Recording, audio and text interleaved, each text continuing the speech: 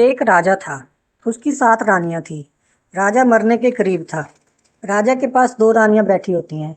राजा अपने पास पड़े संदूक में से एक हीरों की पोटली निकालता है और दोनों रानियों को देते हुए कहता है कि मेरे मरने के बाद ये हीरे तुम 7 रानियां आपस में बांट लेना। और इतना कहते ही राजा मर जाता है। राजा के मरने के बाद दोनों रानियों के मन में चोर आता है और वो दोनों डिसाइड करती हैं कि क्यों ना ये हीरे वो दोनों आपस में बांट लें और बाकी 5 रानियों को कुछ भी ना बताएं।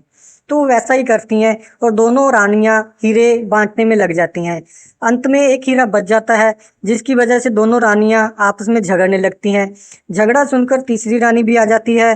जब तीसरी रानी को सारी बात पता चलती है तो वो तीनों डिसाइड करती हैं कि क्यों ना ये हीरे वो तीनों आपस में बांट लें और बाकी 4 रानियों को कुछ भी ना बताएं। तो वो वैसा ही करती हैं और तीनों रानियां हीरे आपस में डिवाइड करने लगती हैं और अंत में फिर एक हीरा बच जाता है और फिर वो झगड़ने लगती हैं। ऐसे में चौथी रानी आ जाती है। फिर यही प्रक्रिया दोहराई जाती है। जो चारों में बांटने के बाद भी एक हीरा बच जाता है और झगड़ा शुरू हो जाता है। ऐसे 5वीं रानी आ जाती है। पांचों रानियों में बांटने पर भी एक हीरा बच जाता है। फिर छठी रानी आ जाती है। 6 रानियों में बांटने पर भी ही एक हीरा बच जाता है और उनका झगड़ा सुनकर 7वीं रानी आ जाती है।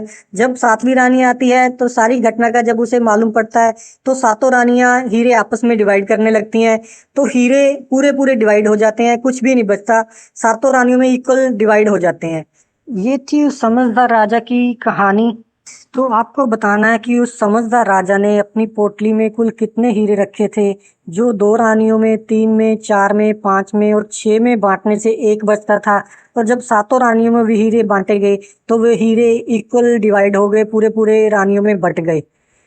आप अपना जवाब मुझे कमेंट करके भेजना ना भूलें। और एक और ज़रूरी बात, जिन किसान भाइयों की पीएम किसान सम्मान निधि योजना की किस्तें किसी कारण से नहीं आ रही, तो वो मेरी पिछली वीडियो जिसका लिंक मैंने नीचे डिस्क्रिप्शन में दिया हुआ है वो देखना ना भूलें। इस पहेली का आंसर भी मैंने नीचे डिस्क्रिप्शन में दिया हुआ है, वहाँ से चेक करें, अपने आंसर से मैच करें और अपना आंसर मुझे कमेंट जरूर करें। और इस वीडियो को अगर आपको अच्छी लगी तो अपने दोस्त, मित्रों और रिश्तेदारों के साथ शेयर करें और हो सके तो मेरा चैनल भी सब्सक्राइब करें। Thank you.